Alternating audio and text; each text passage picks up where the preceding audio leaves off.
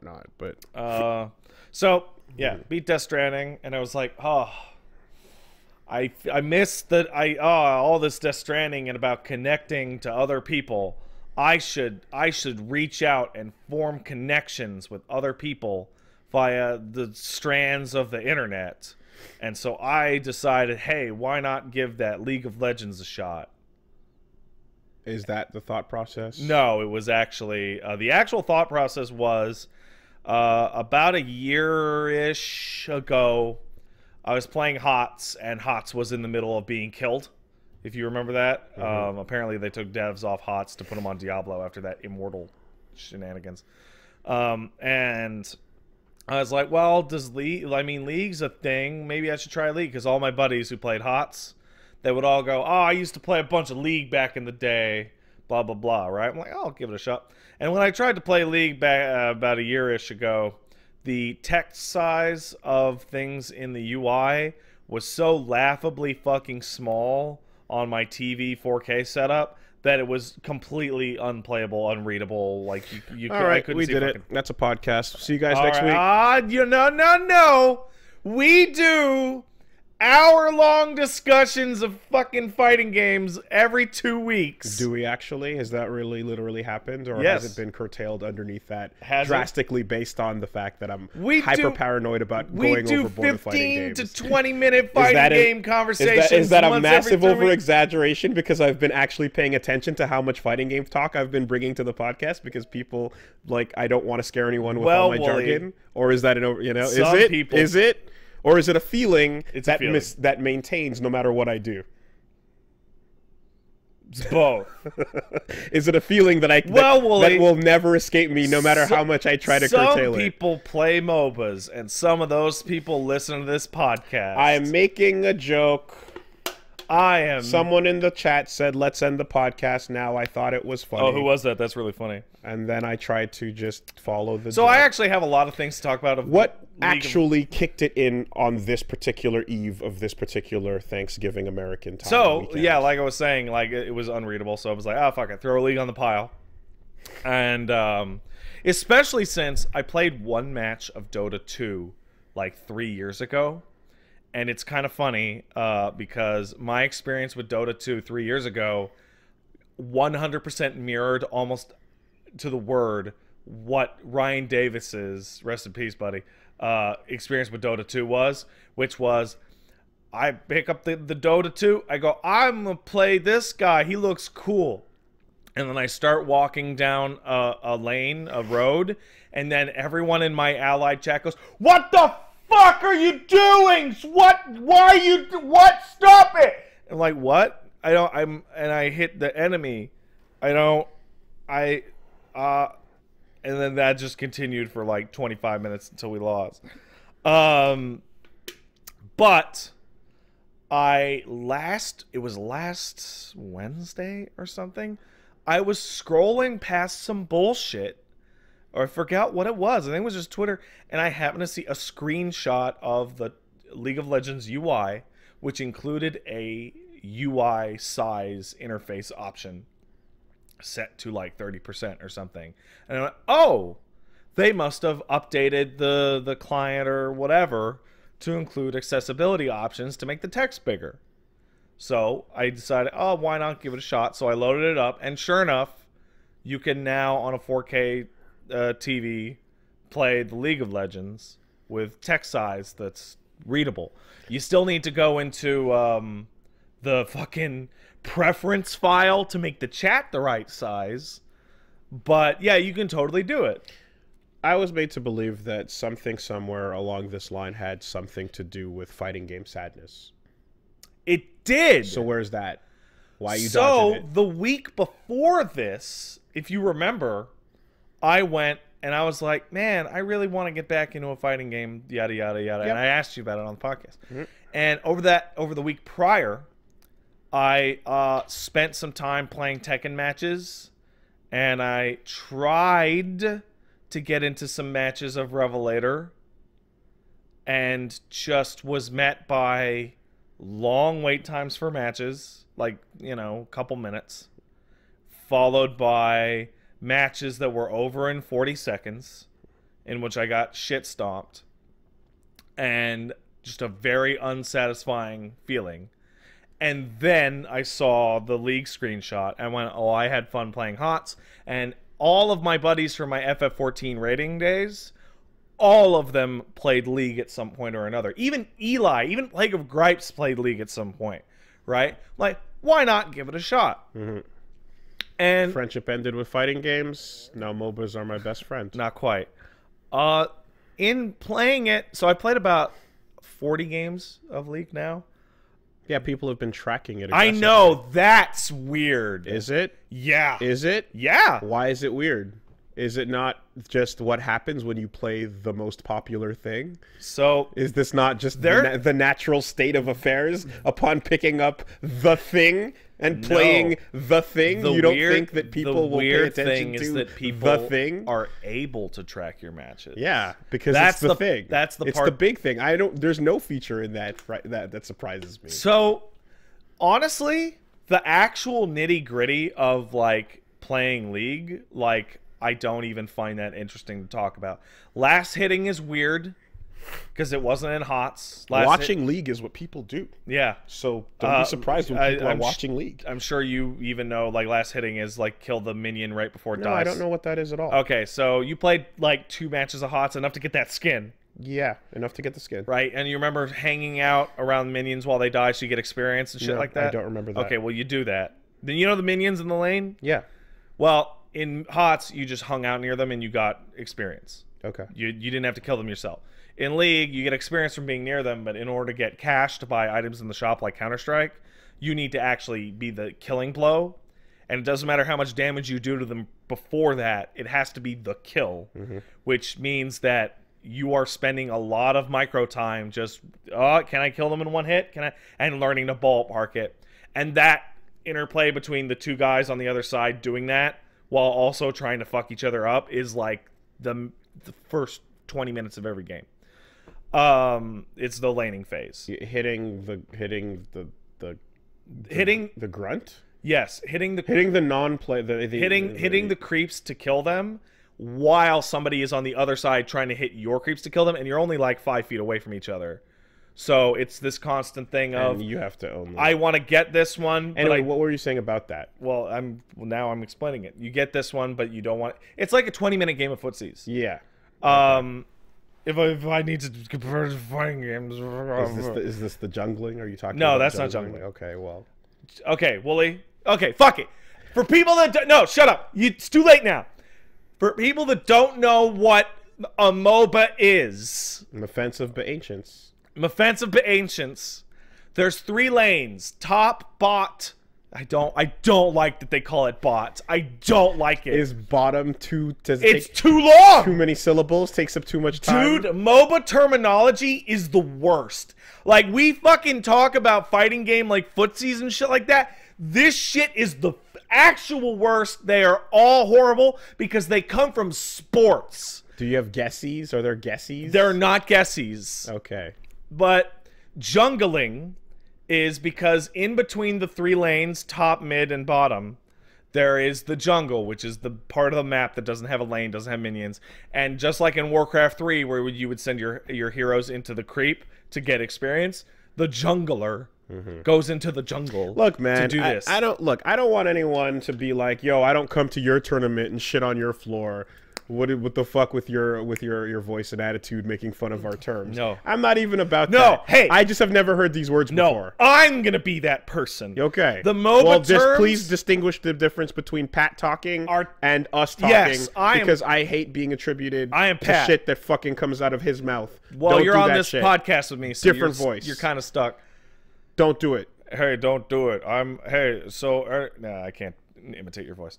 But anyway, so the jungler it hangs out in the middle and then it goes into people's lanes to try and get 2v1s and kill people. So it's a MOBA. It's a really popular MOBA. There's this character's a support. This person goes and lives in the top lane. All these, meta things. And more than anything, what is interesting to me about League is not League. It is the fucking baffling infrastructure that has been built around League to support League. So, and now that I played a bunch of it, I have a good deal more. I played a bunch of League, and I played a lot of HOTS. Yeah, there's a record of 40 hours or something. No, like matches. Okay. You can't see time, you can see matches. Yeah, I don't know. And I have a much better context for the thing we keep talking about of like, why aren't fighting games the MOBA level esport? And there's things that I had never considered.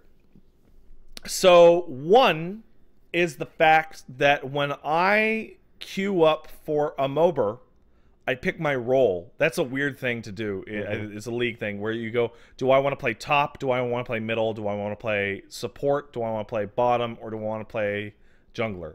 And I can even have a second choice for that, and it will assign me whatever. So roles are not suggested, they're the game. They are enforced. Okay. That is not a thing in Dota, but it is a thing in League. On top of that, now that I'm finally playing draft games, I never played draft games in HOTS. A draft game is really simple. Woolie, follow me here. I'm very much following. You look at our follow. You pre-select your character. Yep. And then both teams get to ban characters. Yep. And there's no mirror like card drafting. Yeah, there's no mirror matches. Yep. And if a character's banned, they're fucking gone. So basically, you pick the character you like, and then you ban their immediate counter pick. And then they do the same. And if you fucking got banned, you got to pick another character, which sucks. That feels great. That is something that fighting games obviously can't do because they're one-on-one. But if I had the ability to be like, I'm queuing up a Zangief and I want to have the button that turns off Dalsim, that's sick. Like, wait, you're queuing up with your band? No, I'm just saying. Or is it not? You queue up and then as your role, and then I pick the character for it, and then I go, hey, I'm playing as but obviously Mordekaiser, so I don't want to see Vayne. But that's also like not applicable because like someone can be like everyone can be a specialist, but these are games where like the amount of time it would take to be like you're a Dalsim specialist, versus like in a game like this where you're learning their abilities, but it's not going to be the exact same, right? And you're going to have to be multifaceted. I would actually say the time is probably similar because in Street Fighter V right now you have 39 matchups. Yeah. In League you have 145 matchups for any character, including every variation of character with them. Okay. So it's all matchup. Well, but they're not. The game is not clearly expecting you to pick and stick with one. No, it is because that can be the tutorial process and the like 7-day get something every day for playing kind of thing gives you 11 characters right off the bat for free, and then the free rotation adds like 10 more. So you straight up cannot enter into the ban game until you have 20 characters. So I could see instantly everyone getting really mad at me. Yeah. Because what do I do when I play the video game? Yeah. I find the character I like, I try to learn everything about them, and then I like to play as that character. It's the Overwatch problem times a million.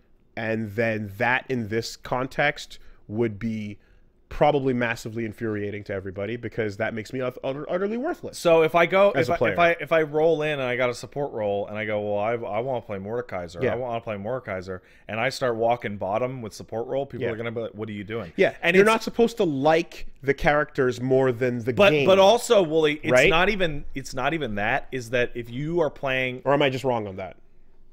There are specialists, but those specialists live in the place they're supposed to live. So you're a specialist at playing top or bot. And in that specialist, you could go, if I'm going to play Mordekaiser every game until I die on top, the top lane. Right. So if the only time I'm not going to play Mordekaiser is if he gets banned. So basically, it's like, you want me to join you? I play healers, plural. Well, if my Ana goes down, then I have a decent Lucio I can run for you. So yeah, it's basically you want at 2, probably 3 that are your mains. So liking a character will lead to bad things. Liking a character obsessively will lead to bad things. Because, that's even outside of the team dynamics. Is like Garen right now is a character I really like. He gets banned almost every game I play. Like almost every single time I load into a game, Garen's banned because he's the best guy on top right now. He's top tier. He's vanilla Sagat. Well, that's what I was also gonna say. Like, if you could just ban somebody, wouldn't everyone just have a clear always ban this character? People on top tend to ban. From my experience, they either ban Darius or Garen, which are two characters I like to play. And when they ban one, I pick the other. Of the 100 and some odds, 146. You happen to enjoy playing the two best. Yeah. What are the odds of that? Pretty good because they're popular and they're cool looking. League has so many weird facets about it. It's really old. It's from 2009, and you know what's fun? You can tell that some characters have not been changed since like 2010. Like, you look at the art style of old characters, and they are Warcraft 3 rejects, and their models look like shit compared to the entire rest of the game. And you're like, oh man, you're like a giant Frankenstein monster man. Nobody buys the sexy lady skin for you, huh? So you don't get the love. So there's all that shit. I think it's fascinating to. You don't ever get to talk to crack Woolie plays boss character jokes ever again. Oh no! You literally that card is taken. No, you don't get that joke anymore. No, it only applies to fighting games. Anyway, no. But you were talking about like liking a character. There is a significant benefit to like really, really liking one or two characters in League, and that is you can make sure that you will never fight your most hated counter pick. Now, ever. Early Sam show, that's like everyone bans Genjiro and calls it a day. Yeah. In this case, you're saying that, like, do you connect to somebody and then see their avatar as the character that they love and then go not that character? No, the way it actually works is everybody picks and then it asks you what characters you want to ban. Okay. And then you ban the characters. And then anyone who got banned has to repick. And then before the match starts, you see who everybody is on both teams. So there's that. There's also a ludicrous amount of, like, I'm going to say complexity / depth / I don't want to deal with this in terms of buying items every time you go back to base and the item combinations and all that crap. And then the runes that you set up before the match. Oh, do I want to have extra damage on counter hits for 3 seconds after hitting a turn? You know, just that shit. And then I discovered something that, oh my god, I wish any game other than this game was popular enough to desire, right? There's an application called blitz.gg, which somebody recommended it to me. And somebody recommended it to me because it would be something that it'll create loadouts of items to buy in what order, depending on the enemy team composition and your character per match.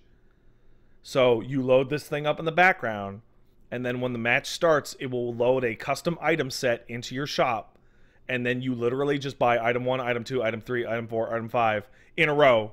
And that is a optimal build path for that character, for that match, for that matchup, etc. Which is... So then why even offer other things? So I said to... What's the point of adding choices? I said to person on Twitter, because that's only optimal from a general point of view. There's obviously better, more pro-optimal, whatever. But I said to the person on Twitter, I said, this feels like cheating. This feels like cheating because I don't have to learn what any of these items do. I can just beep, boop, beep, beep. And the response came back, that's fine. Just keep playing against 10-year vets who are also using this program. And I went, oh, okay. So I do that. And that's not even the best thing about it. The best thing about it is that when you load up, so I have a second monitor because of streaming. You load it up and it goes, okay, you're playing Darius versus... Mordekaiser, right? It'll show you the following things on your second monitor. What skills in what order would be effective versus the guy you're fighting, what your character's win rate is against the character you're fighting, both in matches and in lane. Like this, Darius has a 60% win against Mordekaiser, but only a 50% win rate of the match. On top of that, on the right side will be a bunch of fucking pro tips of, hey, this guy's E gets really strong at level 2, and this be careful of this thing at level 6, and just this huge cheat sheet about how to learn the matchup. And fuck, I would have appreciated a program that gave me a fucking giant cheat sheet for how to play the Alex versus Akuma matchup when I'm loading into an Alex versus Akuma game. That would have been fucking sick. But what are the, like, what are the specifics? The specifics being? Of this cheat sheet. The cheat sheet will break down, it will have generalized tips about the way their passives work. So I was playing against this hero called Gnar, which is a cute little Furby that turns into a monster. And one of the cheat sheet things said, he can't gain any resources for 10 seconds after he goes back into tiny baby form. So after his ult, rush him down because he can't do shit. It will also say at levels 6 and 11, they get power spikes because of the way that their stats work. So these are the levels that they're most dangerous during the process. When you played Street Fighter V, did you go to the demonstrations? I did not. Well, wait, I did with Alex. I think I did all of Alex's. Did you read the descriptions they gave you? They didn't give me any descriptions. What are you talking about? Then you didn't do them. I'm not talking about trials. I'm talking about demonstration mode. All right. Demonstration mode is text of the character's game plan and moves. Was that added later? I'm pretty sure it was there. And every season they added new characters. They always had the demonstration. You got gold for doing it. But they would describe what the moves were and what their faults were and when they were generally be used. So if you went through that for a given character, ideally, if it was someone that you were not playing against, or not someone you were not playing as, you could use that to kind of help you figure out what to do with them. Yeah, people are saying that was added later. Okay, well, it is not 100% the matchup specific thing you're describing, but it does exist. It's not nearly as useful, I can't imagine, because the blitz blitz thing gives you, it's per matchup. Mm-hmm. It's not. So this is but by the way, this is a side website. It's a side program. Side program you're running. Yeah. Right. It will also break down your win percentage, your pick rate. Dude, it is a stat cheat sheet explosion. Okay. I've literally never even heard of anything as good. Okay. It's not the same thing. Okay. It is a big fucking game changer. I can't. And I look at that and I go, you want that program to run alongside your fighting game. Honestly, I'd like that program to run alongside any competitive game. It's incredible because it is allowing me to improve fast. Yeah. Like it is allowing me to internalize matchups within one match. Yeah. And that's effectively what the labbing process basically brings out. Yeah, and they get to skip it because there are millions of these fucking matches played a day. Right. Like what you and they take 40 minutes or whatever, right? Yeah, so that's one of the things because like if you go to I mean I would have to fully understand exactly how much it's giving you, but like if it's effectively giving you data, there's an easier way for you to do that. Yeah, there is. You know, I probably pull up a screenshot. But if it's giving you the information that like, yeah, you effectively learn over the course of matchups and by labbing, where you just go, okay, this is unsafe. This is what I can do in this situation. That's what I can do in that situation, and so on and so forth.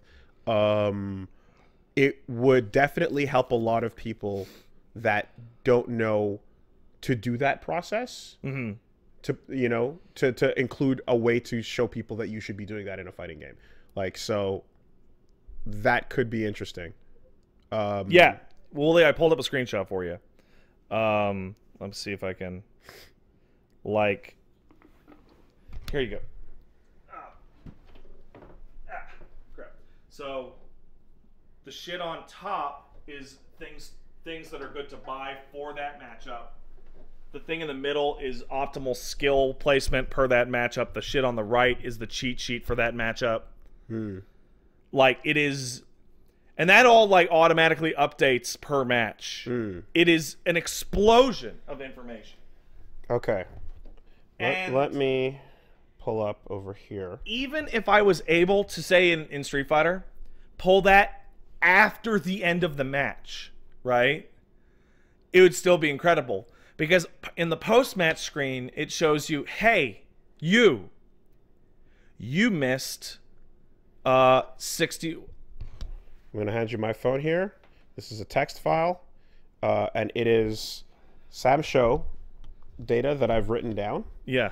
For character-specific things with Darlie. Yeah. At the top, there's general information, and then there's, like, general meaty setups and things like that. Yeah. And then I go into this character's main threats, how to deal with each one as your character, as Darlie, and then tendencies that players that play this character will tend to have.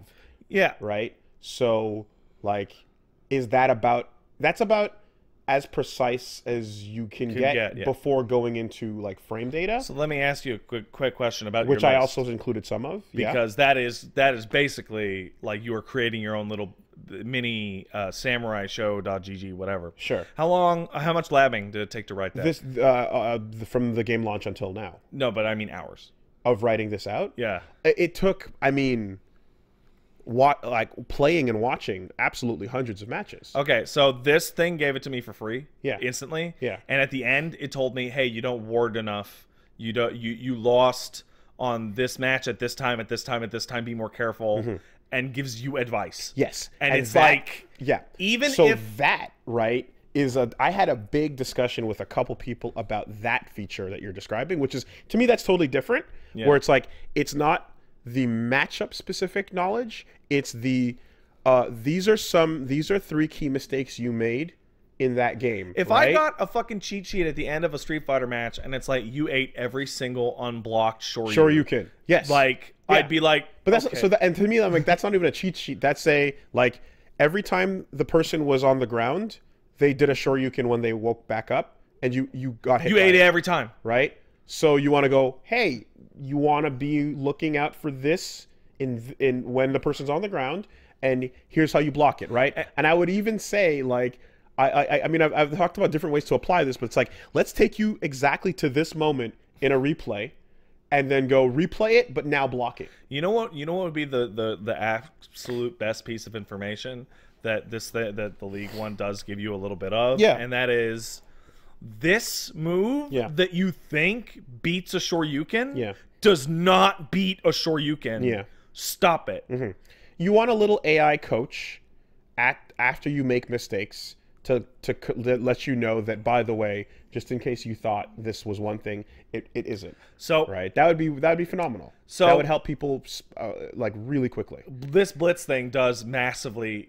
It makes it way easier to get in and stay in. But there is one thing that I will say that we have been very wrong about. The idea that, well, fighting games require a lot of upfront effort and time to get into, compared to a MOBA, because you just click around because of the execution barrier. The amount of fucking shit I had to learn to fucking play fucking one match properly is way more than a fighting game. But did you also not just finish saying that it handed you information about matchups up front? Yeah, but I'm talking about that Blitz thing is for matchups. I'm talking about how the game fucking works. Okay. Like, in a fighting game, you're still placed on a fucking thing, and it's fucking fight that bitch. Yeah. In a MOBA, like, there are so many fucking stupid moving pieces at all times. The shop and the fucking the laning phase and the team fight phase and the dragon. You want to get the Baron? I don't like. It is at the very least just as brutal to get in from nothing. Like, I played a lot of HOTS, which was... And you're talking about from zero... From zero, because I wasn't at zero from zero to competency. Yeah. So I played a lot of HOTS, which is why I'm adapting to League better. It's about equal to get to a point where you're like, Sorry, I don't interrupt. I'm playing matches. You know, like, I'm a human. I totally believe that. In fact, I not only believe that, I would have guessed that looking at it, that from 0 to competent is more complex in any game where the camera is zoomed out, there is a cursor, and there's shit on the screen, is going to be way more complex to learn than a game with 2 punch mans fighting each other. For sure. You know what the crazy, because we've also talked about, like, hey, you can blame your teammates when you lose, right? Yeah. That feels good. You know what doesn't feel good? Realizing that your teammates are the only ones who won the match. They carried you to victory. And you're like, it's like, it's okay. No, that's not a universal. I mean, that's there, but some people don't are more than happy being satisfied being carried like that. I have encountered a lot of people that when I started playing League, they basically came at me like recovered drunks and recovered alcoholics, I guess, and drug users, and were like, dude, don't get in it, man, it'll ruin your life. And I'm like, and in talking to a bunch of them, I discover, and playing games with some of my friends. Yeah, when you roped me in on that tweet, I caught a lot of people going, God damn it, I'm a 10-year veteran, fuck this. A lot of miserable people. I guess I'm reinstalling it. A lot of miserable people. What is that sentiment? So I can tell you what that sentiment is. Is what that sentiment is. What it sounds like. It's more complicated than that. And that is, the better you get in League, the more you're able to see other people's mistakes. And the more there's the feeling that the only reason you lost is because that dumb fuck didn't use his ult at the right time. Right? So the solution to that is to play with friends. But then, when I was playing with some friends, I had some friends that they had been out of practice for a while, and they were fucking miserable because they were getting blown up. What if you play perfectly and then lose? Well, in my heart, I'm like, they lost me it. I played perfectly. Fuck them. My stats were good. But if you can't, and it all comes down to the people that play ranked and take their rank seriously.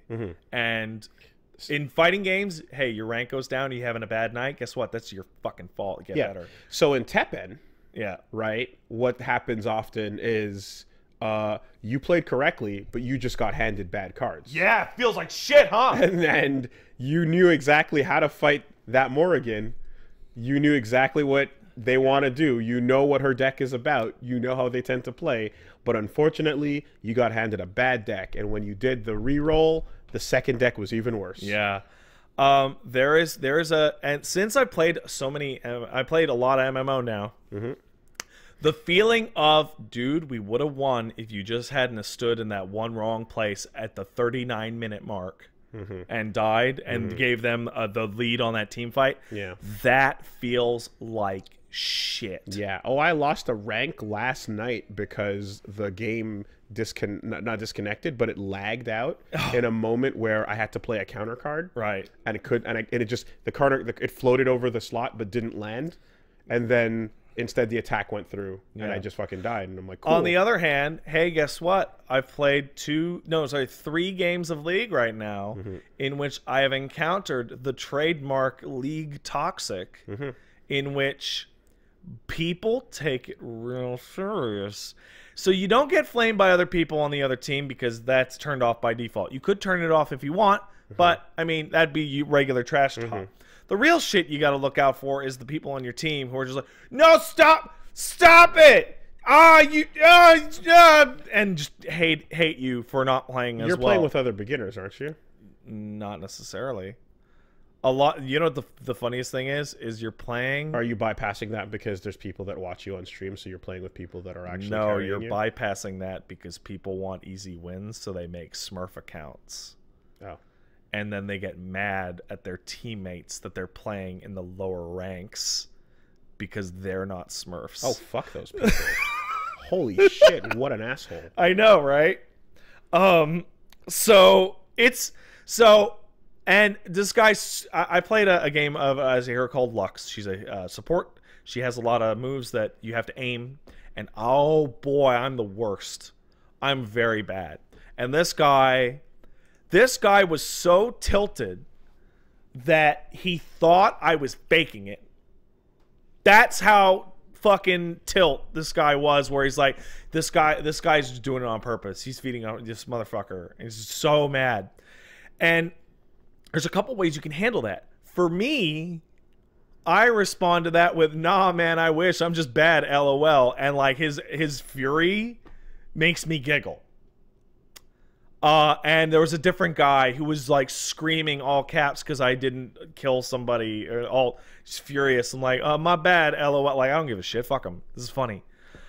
If that affects you, it's going to be a bad fucking time playing League if you have ally chat on. Do you need it on? No. There's a ping system. Wonderful. Now people are going to say, do you totally need it on? And then I had people tell me, like, unless you're playing like Diamond or whatever, fuck it. You don't need it. It's just, like, I find it hilarious. Like, it almost feels like that Russian hockey player. You know, it's like, why you have to be mad? It's just game. And I get way more salty about my own individual fighting game losses than I ever have over anything that's happening. And I've played 2 matches of League in which people were fucking AFK. There was a guy just sitting in the base the whole game. And we're losing, and we're about to lose. I'm like, man, this would have been a lot easier if that guy had played the game. And so, yeah. So I'm still thinking about that cheat sheet and optimized what to buy when and it's stuff crazy. like that. So there's nothing to buy in a round of a fighting game. There's all it is just decisions. It's funny because, like, MOBAs aren't the only, like, Counter-Strike is actually the first game that I think of that invented this type of system, right? So every piece of information you could want, it boils down to an interaction. Yeah. Right? Now, providing that you're not at the phase of trying to learn how to, like, do your combos, you can get that information of, like, here's in general what you should be doing by... Well, remember what I said last time? I'm just like, yo, go to this YouTube replay of someone playing your character. Yeah. Like, the way that person will do stuff will inform a lot of, like, you probably want to be standing back here a bunch of the time. But, like, if you're not thinking about that, then you're not going to extract that piece of information, right? Or, like, every time the person got here, he went for a throw, but then every time he was here, he didn't, right? It would be an astonishingly easier way to get into fighting games if when you load it up into a match, a picture of your optimal range just showed up on the fucking screen. Like, hey, you're playing Alex against Akuma.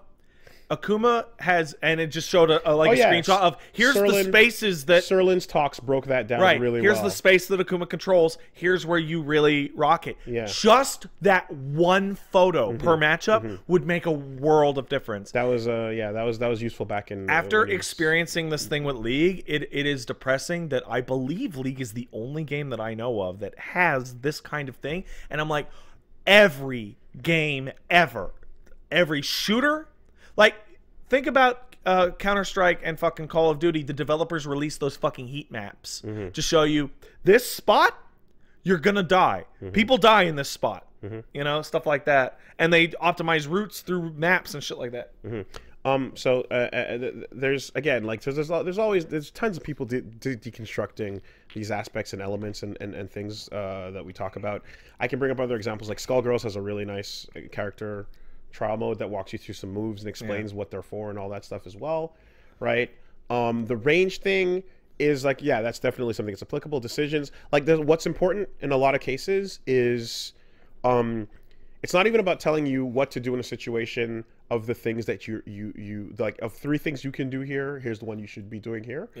It's not about that as much as, like, introducing a situation that you originally didn't think of as something you should think about.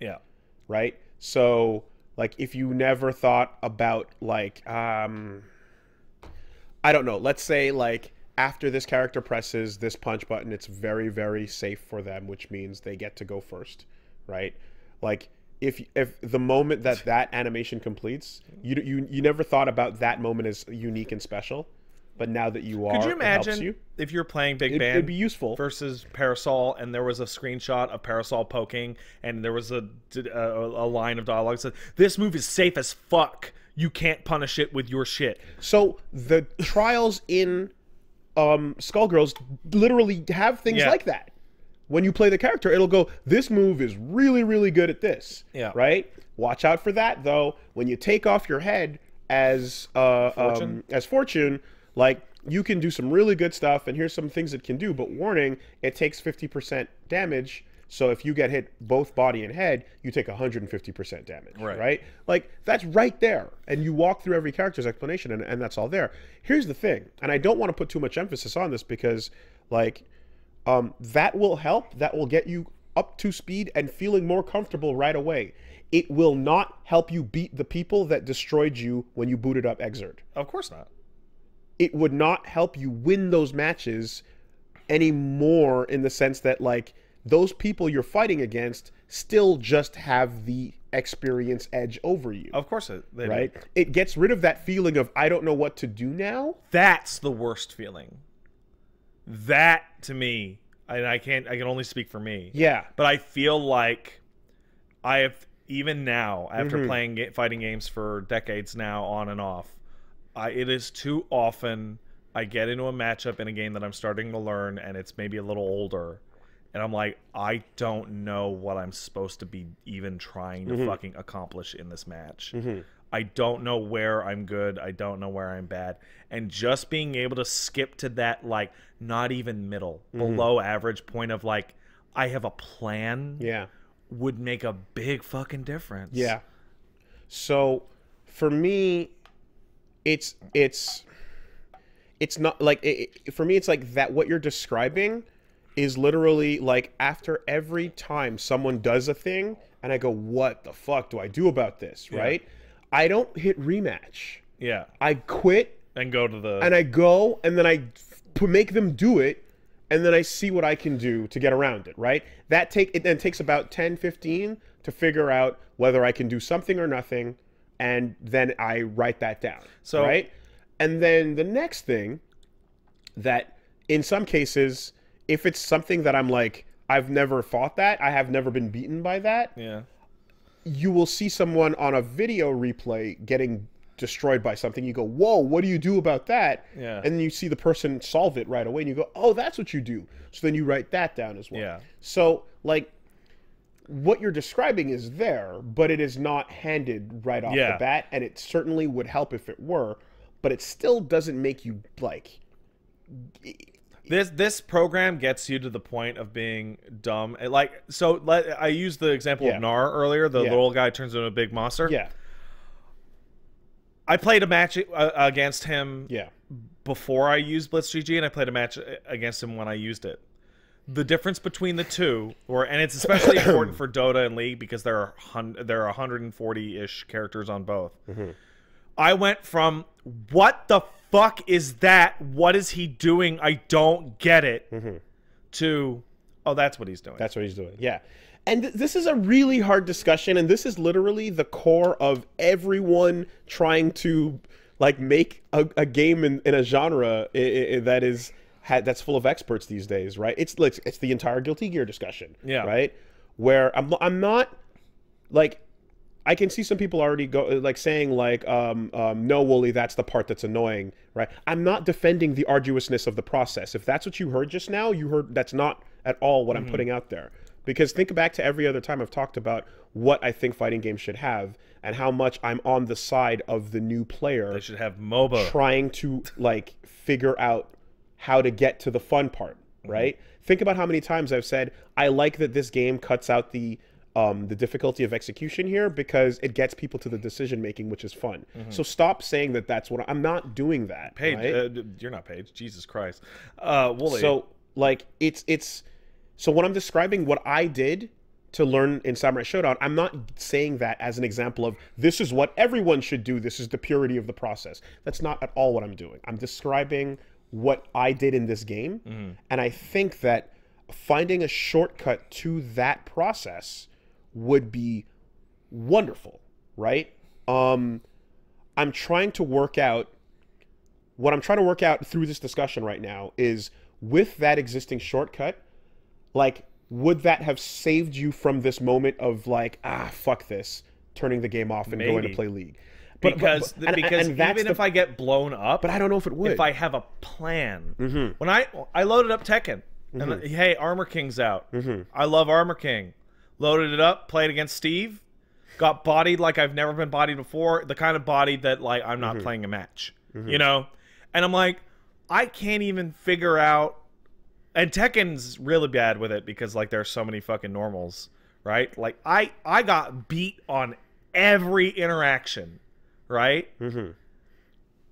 Why did I even describe it then? I described it because I wanted to mention the fact that it's not that the answer does not exist. It's that you get to it in an older, more time-consuming way. Yeah. It reminds me of when you talked about how difficult things used to be in Monster Hunter before Worlds came out. Oh, you have no idea. That's why it's to address the fact that there is a way, and these are the steps I'm walking you through because I happen to have knowledge in this genre, what the version of this looks like in this side of things, right? So, now... I would like to take this in a slightly different direction. Yeah, go ahead. Because there are, I can see in our chat, and I knew there would be, some Dota fans who are like, but what about Dota 2? Well, in preparation for this discussion about Blitz and the infrastructure, I installed and loaded up Dota 2, which does have a similar tutorial to League, where it's like, here's how lanes work, here's how buttons work, etc., right? Dota does not have a blitz.gg equivalent, but what it does have, because it's a Valve game, right, it's integrated completely with Steam, it has a lot of other weird learning shit. So normally you'd go to Mobify or you know, some website, the Event Hub's equivalent for your MOBA, and go, I want to learn about such and such character, and you'll go there, and people have written 10 guides, right, blah, blah, blah, blah, blah. In Dota, when people write guides for Dota characters... they're in the client. You go to the training option and you pick a character, and then every guide by date and popularity shows up. And you click on it and it's there. And it is a long text guide with pictures and shit. And Valve, or the developers behind it, made a basics one for every single character, including a suggested buy order. That's really cool. Yeah. In addition, there is apparently, people are telling me, a coaching mode. Yes, in which pros will literally go in your game with you and tell you, like, you're a dumb baby. That's a super good thing. That's crazy. We talked about that when it first got announced. Yeah. And, like, I continue to lavish praises on that coaching mode. That is genius. Now, when you asked me, like, whatever, like, oh, when are you going to jump on League or whatever, like, I had half a mind to reply, I'm more of a Dota guy. Yeah. That would have been the reply had I not decided to completely sandbag it. On the other hand, when I played around in the training mode for Dota, just to move character around, I was blown away at just why there's so much in-game help options, because that game seems like mechanics just to have them. There's a day-night cycle. I asked a friend of mine, why the fuck is there a day-night cycle? And he says, do you want the historical answer, or do you want the gameplay answer? And I went, how about both? And he goes, well, when Dota was a Warcraft 3 mod, no one could figure out how to turn off the day-night cycle on the Warcraft 3 maps. So that's why Dota has a day-night cycle. The current gameplay reason is because there is a hero called Night Stalker that has extra powers during the nighttime. So you gotta have... And it's like... that mechanic exists just to exist. And there's also Blade. And there's also you can't see high up if you're on the low ground, and you got to last hit your own. And it's just mechanics just to have them. On the flip side, you get to do all sorts of weird and crazy shit. But I'm going to be playing League for the time being. Maybe I'll go to Dota later once I get tired. Another aspect that comes to mind is just how easy it was over these years to get lost in the weeds in terms of like, nah, man, new players need this feature. New players need that. And like how many times games have come, like, especially the way they end. Like if you go to literally any Western developed fighting game at the end of its life cycle of the last 5 years or so, like, throw a dart and you're probably going to land on one that had a ton of really cool things to help new players that no one else used or brought forward, right? Killer Instinct, Skullgirls, a lot of these. Whoa, hey. Sorry, everyone. That was a mistake. You know, there's a ton of these things that did exist, and even if you want to go back to the fucking Virtua Fighter tutorial in Evo, yeah, right? We always talk about how great that was. We always talk about how awesome the situational stuff in Unist was. Exerd shows you about character-specific things and goes, Venom does this a bunch of times. When you're fighting against Venom, learn how to do that so you don't eat it. So, right? And, like, it's all there in these different places, right? And, like, when it's not there, you go, man, I would love it if it was there. Yeah. But I think there's always something else that holds it back. And, yes. and that is now we're talking about online, which is the point I was actually going to get to next, which is there is something about... So let's not get lost in the weeds on these little features. So there's two things about online. Yeah. One of which we knew about, one of which I didn't quite realize. Number one, how many games did I disconnect during League? 0. Yep. How many games did I have latency issues? 0. Yeah, thanks, Japan. How many times did I think about online and in terms of connection or latency at all? Yep. Ever? 0. I fucking, it's like, whatever. Who gives a shit? Yep. It is a non-issue. The only thing I ran into is when people are... Riot is not a Japanese company. The only thing that I ran into is there are a couple of people fight in your face. That when we got into a match and like the character they picked got banned, they would leave, so the game would end and you go back into the queue for a minute or two. Right? The queue, you know the thing that said, first of all, man, you know what every fucking fighting game needs? It needs a average time to queue timer on the screen. Like, hey, the wait time, the wait time is approximately 3 minutes for your next match. Yep. Sure enough, at 2:55 or 3:10 or whatever the fuck, I at least get into the lobby, right? So that guys, still talking about League. When Pat cracks the fucking can open on this, you can't expect it to wrap up. Come on. There's gonna be a lot of League.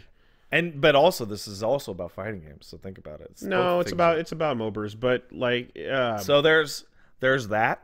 Don't expect that to not fucking right. So quick wrap up. Online being good, shooters nailed it, MOBAs nailed it, fighting games didn't nail it. It's like it's a deal. Number two, and this is a much bigger deal. Counter-Strike match, what, 10-15 minutes? Fucking League match, 30 to an hour. Oh, yeah. Same thing with Dota. Yep, the 39-minute mistake. Right. Fighting game match, 2 minutes tops. Right. But they all have the same wait time. When I sat there and played Street Fighter V on stream last year, I spent just as much time waiting for matches as I did playing matches. When I played League all Saturday night, like 5% of the time I was playing was me not playing the game. It's a big fucking deal, the amount of time you wait in between matches, because people are fucking cowards and they won't rematch you. Pat, I'm waiting for the day where the fighting game comes out with the perfect online, the perfect hand-holding, the coach mode, all the tutorials, all the mini things that we just described. Yeah. For it to drop and everyone to still hate it, so I can finally just shuffle off die. this mortal coil.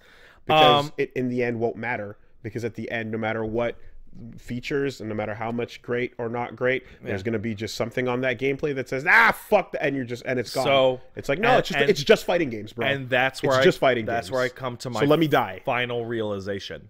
Just let me die. Right? What do fighting games need to become the thing, right?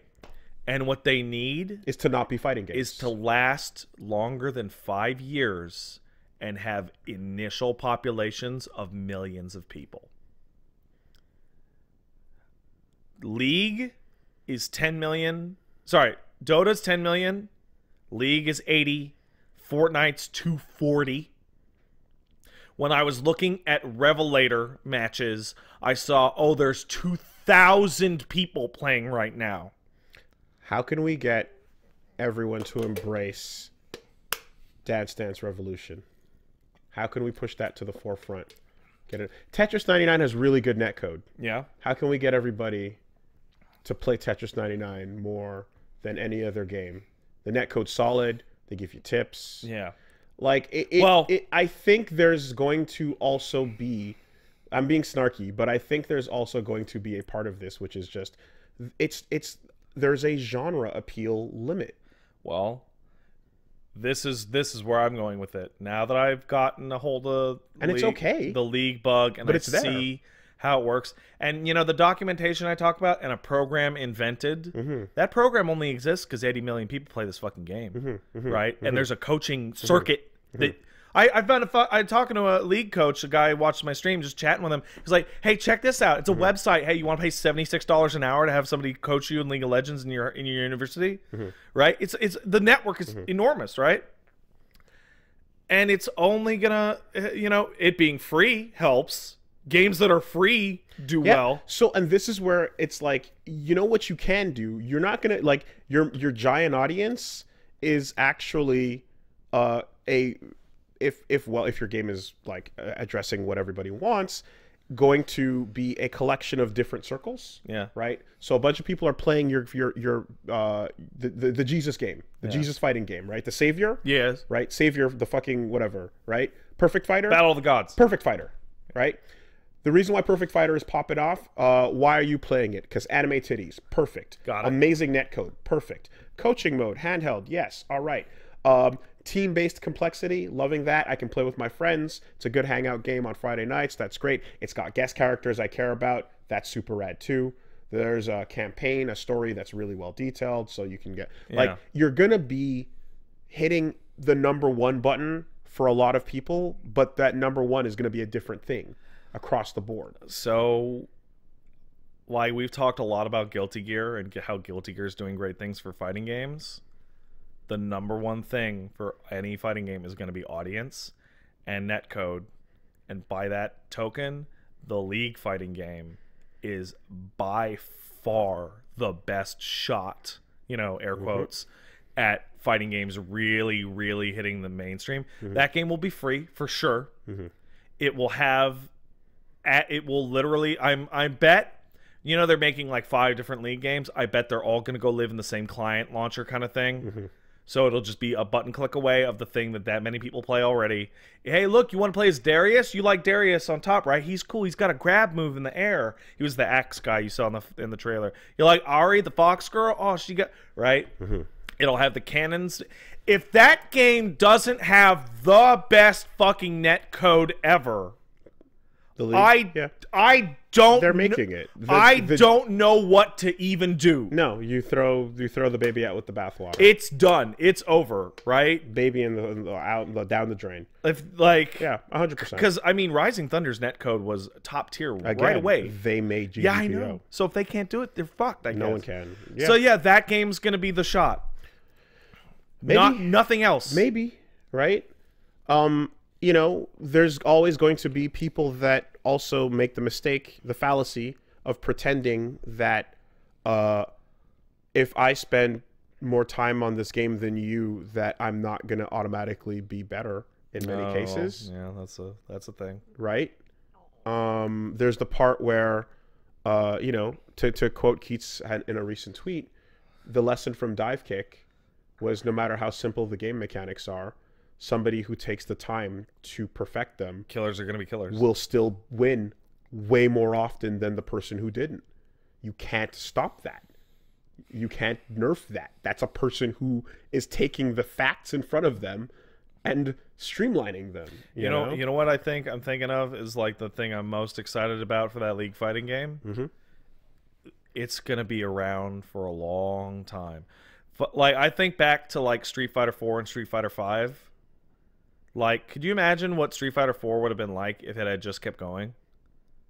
Like, instead of Street Fighter 5, it was, hey, we're gonna remix some of we're gonna tweak it a little bit. We're gonna completely overhaul the look. Or hey, here's a new thing.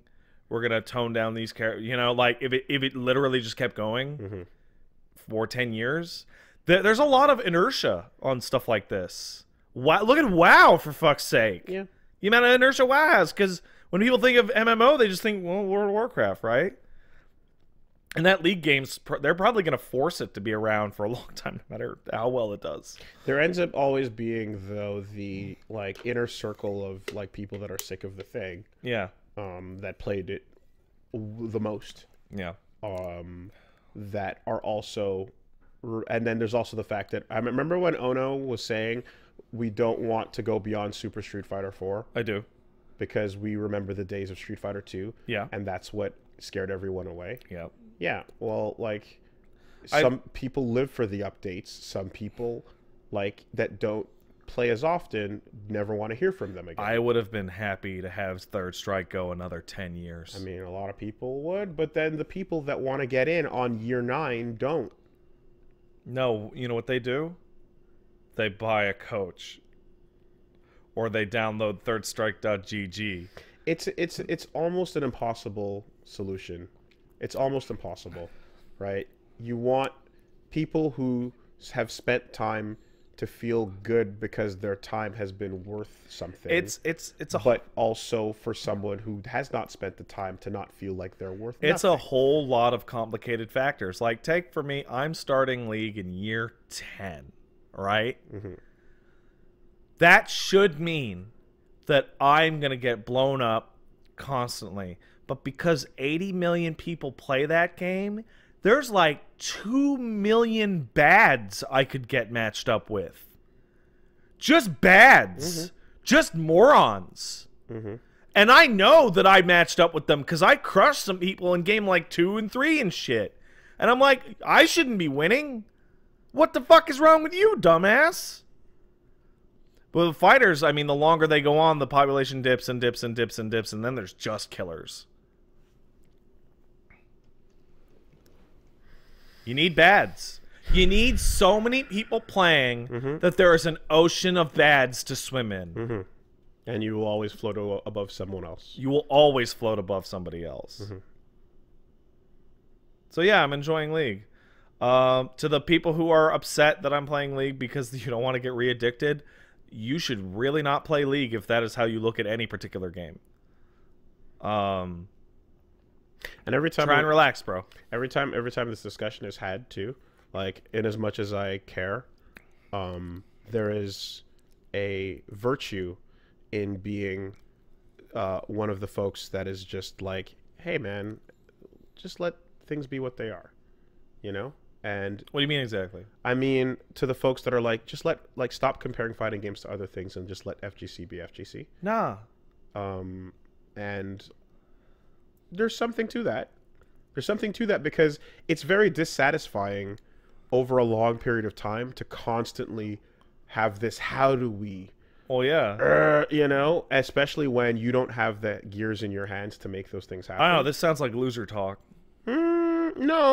No, it's the fine line between things that exist that companies that make these games should be doing and like things that almost like quote unquote betray the nature of what your game is to begin with. Yeah. You know? Taking it back to fighters, like, I don't know if that makes sense. I can't overstate how big of it. Like, I've been thinking about it more and more, and I see people on my timeline talking about Guilty Gears Online. Yeah. I will become crest fucking fallen if they announce they're not going to use GGPO, because I might as dude, I played Revelator, I played Tekken, I played like there's something else over the past week that were all Japanese fighting games. I can't even remember, right? And all of them were fucking miserable experiences because I could feel delay. It took me forever to get into matches. The matches lasted 40 fucking seconds. It sucked. And it was a bad experience. I was going to say, too, that, like, I don't know, like, was there any part of those games, those sets you did where you were like, fuck yeah, Potemkin? No. Yeah. Right? That's not good. Like, part of why I want to play these games is to have that feeling, and I always have that to some degree. It took me with the characters that I love, and that's why I love the characters, because I'm like, when I'm getting crushed, right, in Exerd, I'm still like, fuck yeah, bike in though, right? Can I get this in there? Can I get that going a little bit? Like, that's just kind of a little... There's some enjoyment I'm getting. I need to break down just how bad it was to try and get into a match for me for Revelator on PC. I hit ranked. I waited for about 10 minutes. Nothing. So that's not going to happen. Went into player matches. And ArcSys decides that they want to have their little arcade system set up. So I went and stood in line behind two people having a match. And then they rematched each other 10 times. And then I just... Yeah, that's not the... Standing behind the line doesn't seem to... No. It's more about, like, sitting down on a cabinet. Yeah, so I went and sat down on a cabinet, and eventually one guy left, and then the other guy came over. The process to get, like, 2 matches took almost an hour. And it was like... And the matches suck. Did you do the non-lobby version? I don't even know there is a non-lobby version. There's a one that just searches. The ranked one? It just searches and matches you up. Yeah, it didn't. It wouldn't match me up with anything. Okay. So it's like... Yeah. Like that was the moment. Like, I played a game of Tekken and I got into 2 matches relatively fast, and they got blown up, and then I went to Revelator and did that, and that was like the bad taste in my mouth of like, I think I'm gonna put fighting games on the shelf until fucking Grand Blue comes out, because Grand Blue will be new and hot. I mean, there's certainly other games that don't have that bad online, but like at the end of the day, I want to play Mortal Kombat. No, you don't. I don't. It's like... So yeah, now I'm putting my eggs in that League fighting game basket. Big Band's pretty cool. Big Band's sick as fuck. Yeah. I saw you got duded the other day. I got duded. It was fucking crazy. Yeah. Yeah. But that's my week. I played a bunch of League. Yeah. Put games on the shelf, not genres. That's that's kind of what I'm trying to... No, I'm putting fighting games on the shelf until the new one that comes out that'll have a large population and hopefully decent online. No. And then I'll probably play it for a couple weeks and then get really sick. Like, I played a lot of DBFZ online when it started, and that was fucking miserable because the online was pretty good. I didn't have much delay, but waiting 5 minutes... Well, I'm just saying from the matches you didn't have problems, yeah. I didn't have problems. I heard that. Waiting 5 minutes for a 3-minute match that someone disconnects at the end of just kills my fucking desire to play that game at all. Yeah. Like, that is... Like, people talk about how fucking toxic they get in League and how much of a bummer it is to see. No, I don't think anything's as fucking bad as, like, having your match negated near the end. Like, negated. And then having to wait for 5 minutes for another one. It sucks, man. Yeah. Yeah, like, someone just said, like, yo, play Punch Planet. It's like, yeah, Punch Planet's fucking sick. But, like... What are you gonna do? Like, force it into people's hands? How do you get people to go like, yo, go play this game? It's really good. One thing that I didn't mention: playing with your friends is fun. People like to play with their friends. So that thing you were talking about of like 0 to competency. Yeah.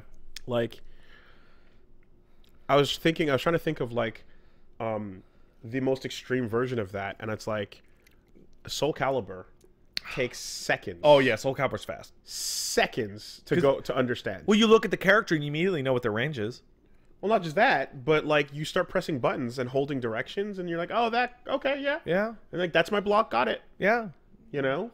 I'm small and fast. He's big and slow. He's got long reach. If you put your hand on the controller, you're in. That's all it takes. There's no other, but that's not enough. Yeah. Right?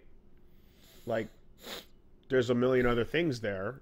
And, Soul Calibur has problems.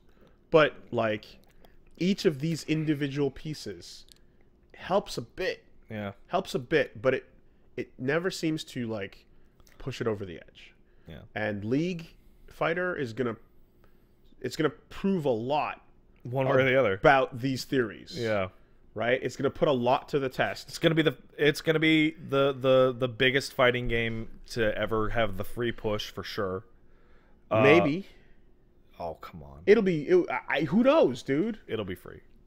I hope so. Their whole business model for all their games is that they're free. All of their games are free? All of their games. Okay, then fine. There are 2 games in the fucking client right now. Okay. There's League if it's there's the auto chess game. If it's what they always do, then yeah, all right. And free and good ass online and characters more that people popular care than about. Street Fighter. Yep. Which makes me want to die. Yeah, this is a big ass test, right? And execution is going to be at the lowest it could possibly be. Yeah. It'll be pure decision making versus decision making. But what will be the thing? Will it be enough? What's up? I don't know. I'm optimistic. I'm pessimistic. I'm cautious. I'm both. Yeah, I'm very optimistic and I'm very pessimistic. I'm everything, you know? And there's also a really weird thing when you play League in that every time you hit a match, you're like, Riot's fucking evil. They're bad. Did anyone fart into their microphone while you were playing? No. No one tried to fart in your face via... No? Okay. No. Yeah.